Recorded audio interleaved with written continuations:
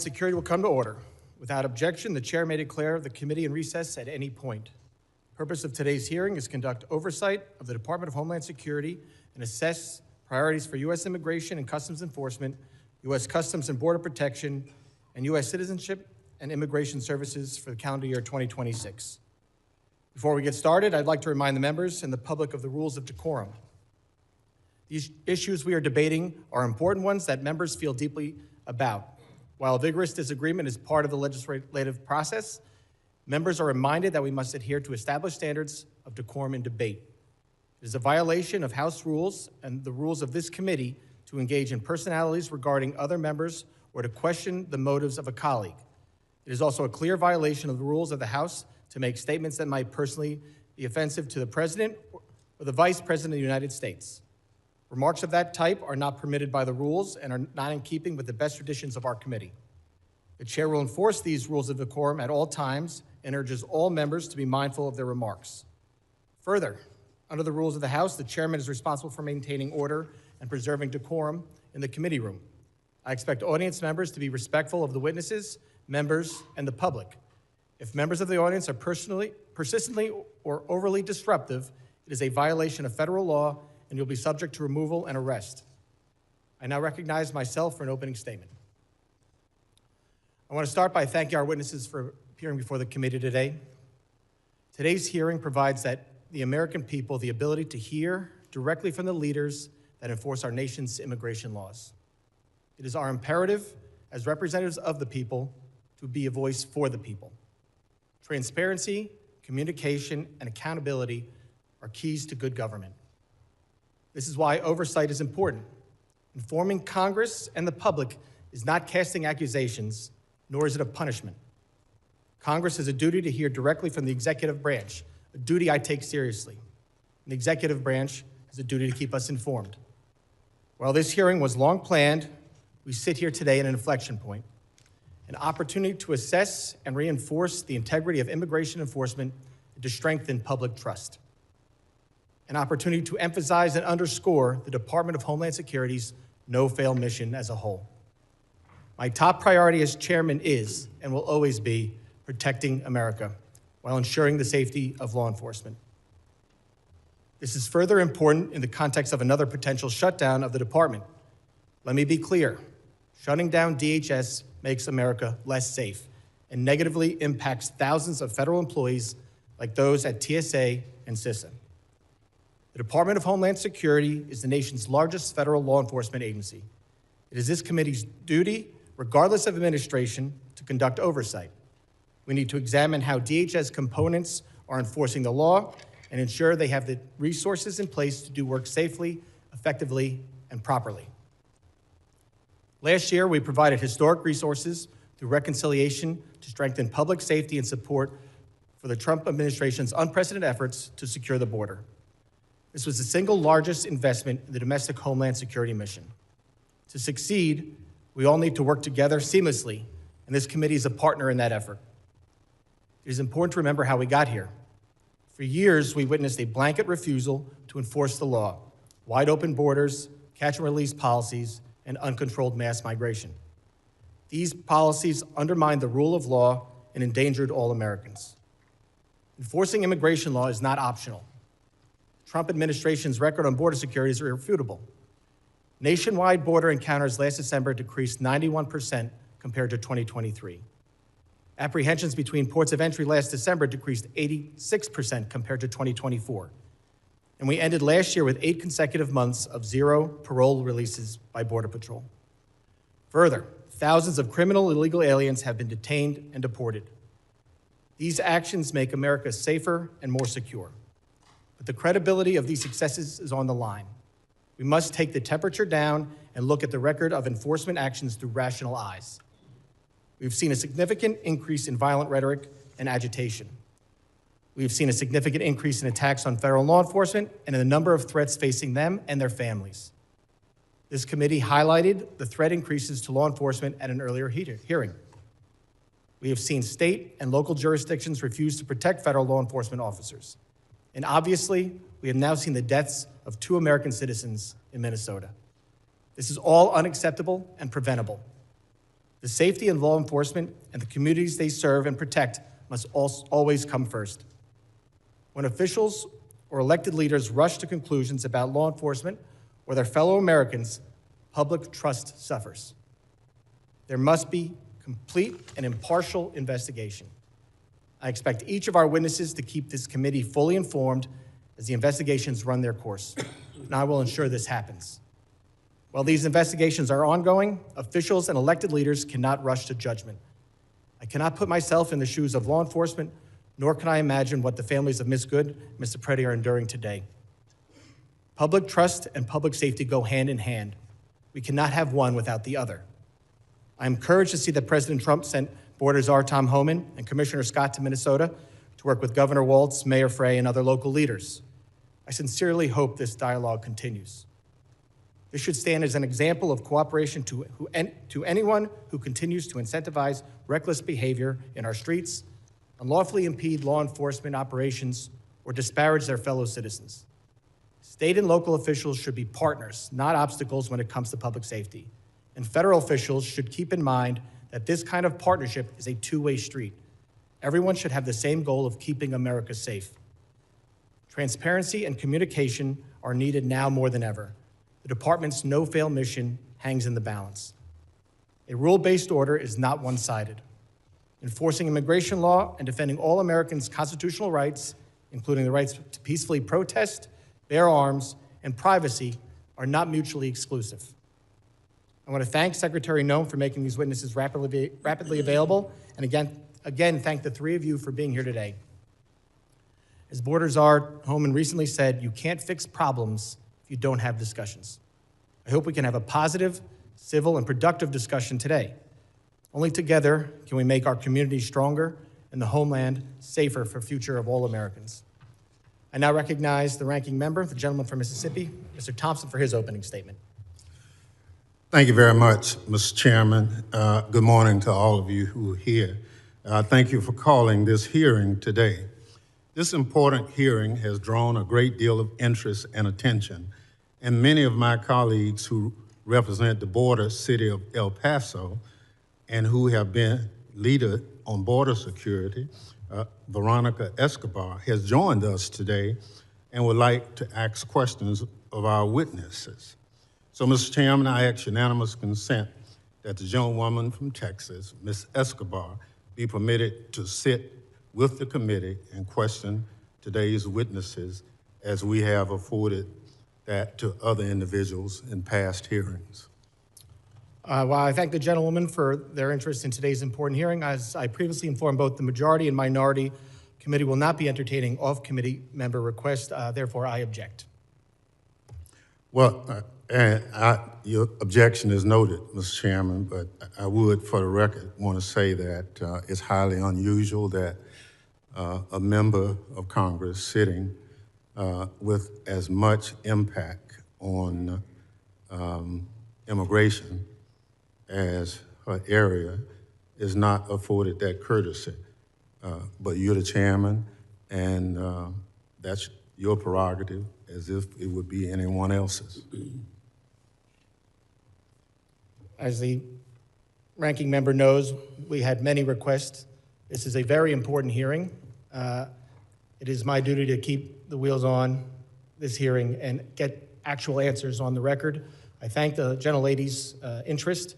We had a lot of members who were interested in being here today, which is why we thought it would be best just to keep it for members of the committee. These gentlemen have repeatedly testified before many committees at the Capitol, and I'm sure other members will get the opportunity to do the same questioning. This is the Committee on Homeland Security. We had previously said we would not waive on members specifically for this hearing, and we're going to stick by that rule today. Thank you very much, Mr. Chair. May I say to Ms. Escobar, if there are questions you would like to have asked of these witnesses, if you will provide those questions to me or any other member of the committee, we'll be more than happy to transmit them. Thank you so much.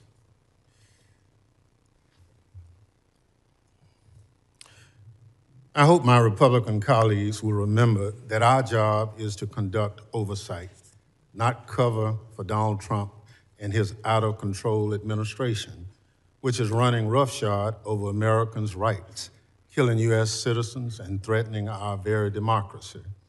The disease rotting the Trump administration from the inside out started at the top and has infected every part of the executive branch.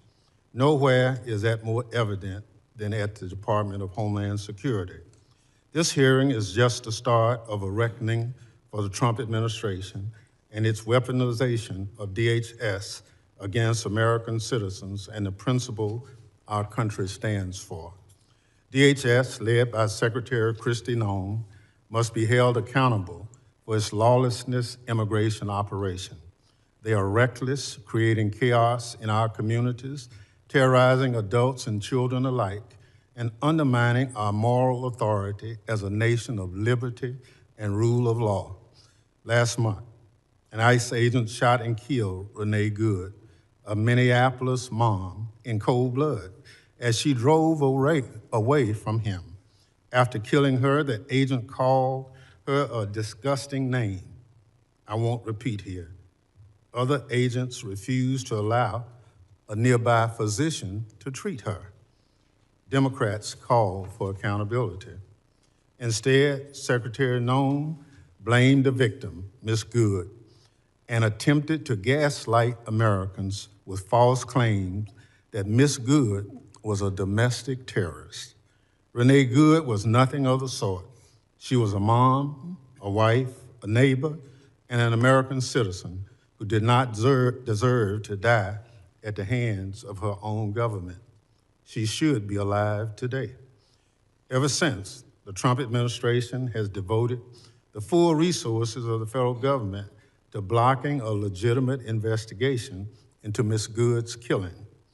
If that isn't a sign of guilt, I don't know what is.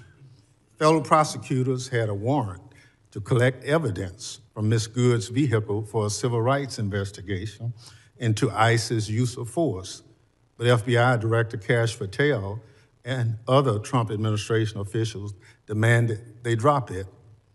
Career prosecutors, duly bound to the rule of law, not the political prerogatives of the White House, resigned in protest. Blocking an investigation into the government's use of force against one of its own citizens is a self-dictatorship, not democracies. Every American should be outraged. Democrats tried to get answers in the aftermath of Ms. Good's shooting. We called on Acting Director Todd Lyons to testify at the committee's hearing 3 weeks ago. Unfortunately, he turned down the committee's invitation. This is part of a pattern of the Trump administration's refusal to comply with regular congressional oversight. Committee Democrats have sent multiple letters to ICE and CBP on critical issues, but most of them, 10, have gone unanswered. Mr. Chairman, I ask unanimous consent to include all 10 of these records into the record, letters into the record. Without objection. ICE has blocked members of Congress from visiting its detention facilities, even after reports of horrific conditions, detainee abuse, and a detainee being murdered in a DHS facility. I was one of those individuals who parted to a lawsuit to try to get ICE to just follow the law that says members of Congress can visit ICE facilities and present themselves at any time. So I understand that it's still being litigated, but I've been given authority to go, and I plan to do it this week just to test ICE's adherence to the law. Mr. Lyons is here today, nearly a month after we invited him. I guess DHS needed time to get his story straight before he came to testify under oath. Fearing more violence from federal law enforcement, Democrats have also called on DHS to rein in immigration agents and their brutal attacks on Americans immediately following Ms. Good's murder. but DHS ignored our pleas.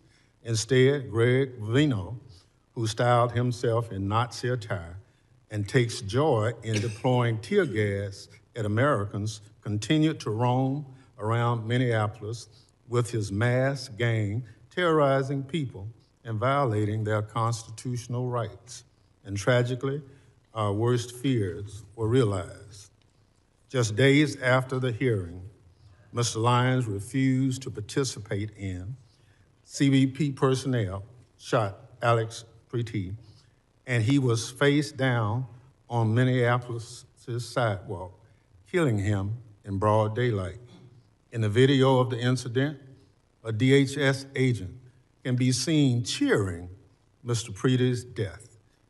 Americans watched the video in horror. Yet once again, Secretary Nome gaslit the public, made up a demonstrably false story about Mr. Preety and blamed the victim for his own death.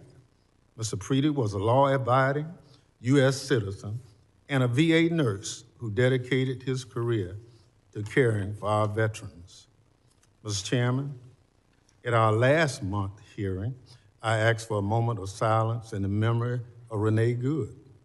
Today, with great sadness about another American killed at the hands of DHS, I asked that the committee observe a moment of silence in honor of Alex Preety.